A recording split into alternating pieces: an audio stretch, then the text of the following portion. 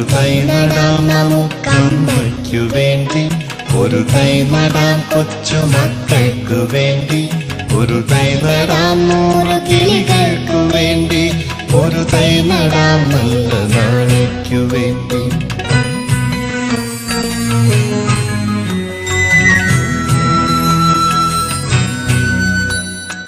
ഇത് പ്രാണവായുവിനായി നടുന്നു, ഇത് മഴയ്ക്കായി തൊഴുതു നടുന്നു.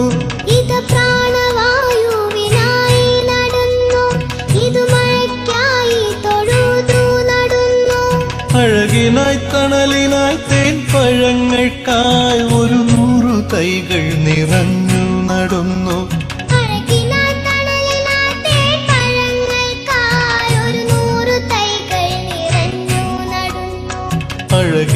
തണലിനായി തേൻ പഴങ്ങൾക്കായി 100 തൈകൾ നിറഞ്ഞു നടുന്നു.